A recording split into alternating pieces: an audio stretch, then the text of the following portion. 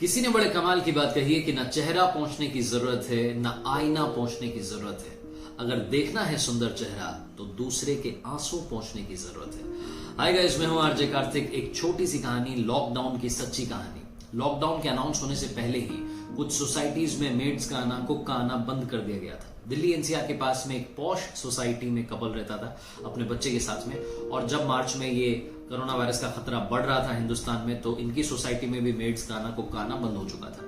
तो एक दिन ये नाश्ते की टेबल पर पति पत्नी बात कर रहे थे। पति ने बोला कि मुझे लगता है कि हमें अपनी मेड का, अपने कुक का आना तो हमने बंद कर दिया, लेकिन इनका जो पैसा है ये रोक देना चाहिए। इस महीने इन्हें उतना ही पैसा देना चाहिए जितने दिन के लिए आए हैं। तो पत्नी ने बोला कि आपका आइडिया सही नहीं है, हमें ऐसा नहीं करना चाहिए।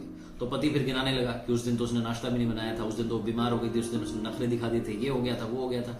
अपने नौकरों की कमी बताने लगा और जस्टिफाई करने लगा कि हमें उनके पैसे काट लेने चाहिए। ये दोनों पति पत्नी उन नौकरों को, एक मेड और एक कुक को, अच्छी खासी तनख्वाह दे रहे थे, क्योंकि खुद भी अच्छा खासा कमा रहे थे तो उनको भी अच्छा खासा पैसा दे रहे थे।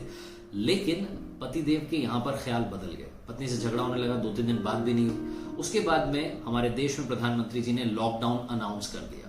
लॉकडाउन अनाउंस हुआ तो मालूम चला कि 14 अप्रैल तक सब कुछ बंद रहेगा। पति ने फिर से अपनी पत्नी से कहा कि अब तो 14 अप्रैल तक सब बंद रहने वाला है। अब तो हमें उन्हें ना तो अप्रैल की तनख्वाह देनी चाहिए और ना मार्च के पैसे देने चाहिए, हमें पैसे रोक लेने चाहिए। पत्नी विरोध करती, लेकिन कोई बात समझ में नहीं आई पति को। ये मामला चलता 14 अप्रैल तक चला आया। लॉकडाउन जो पहला वाला था वो खत्म हो गया और 14 अप्रैल को एक बार फिर से अनाउंसमेंट हुई कि अब लॉकडाउन 2.0 आ रहा है, यानी कि अब 3 मई तक सब कुछ बंद रहने वाला है। और जहां ये बात सामने आई तो कुछ कंपनीज ने अपने फैसले बदलने का सोचा। तो जिस कंपनी में काम कर रहे थे पति पत्नी, उस कंपनी से इनके पास में एक मेल आती है और उसमें लिखा होता है कि पहले क्वार्टर की 25% सैलरी आपकी रोक ली जाएगी, काटी नहीं जाएगी, सिर्फ रोक ली जाएगी। जब कंपनी फिर से प्रॉफिट में आ जाएगी, क्योंकि इस महीने कुछ हुआ नहीं है बिजनेस, तो फिर से आपको 25% पैसा लौटा दिया जाएगा। जैसे ये मेल इन पतिदेव ने देखा तो इनके दिमाग में सबसे पहला चेहरा आया उस मेड का और उस कुक का, जो इनके घर पर आ रहे थे, काम कर रहे थे, जिनके पैसे रोक करके बैठे हुए थे।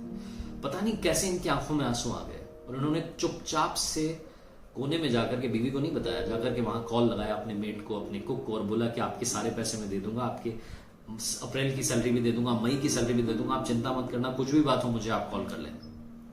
ये आए और पत्नी धीरे से वो सारी बातें सुनी रही थी, तो उन्होंने बोला कि मैंने आपको पहले ही कहा था कि हमें उनके पैसे नहीं रोकने चाहिए। जब इनके साथ में बीती, जब इनके 25% सैलरी रोकने की बात आई, जबकि लाखों में कमा रहे थे, तब इन्हें उस गरीब का दर्द समझ में आया जो हजारों में कमा रहा था। आज इस छोटी सी कहानी के माध्यम से आपसे सिर्फ एक बात कहना चाह रहा हूं, अगर ऊपर वाले ने आपको सक्षम बनाया है, आपको इस लायक बनाया कि आप किसी की मदद कर सकें, तो प्लीज मदद कीजिए। और अगर मदद नहीं कर पा रहे हैं तो जो आपके घर में ऑलरेडी काम कर रहे थे उनकी तनख्वाह मत रोकिएगा। एक बार फिर से कहना चाहता हूं कि जाके पैर ना फटी बिवाई, वो क्या जाने पीर पर आई।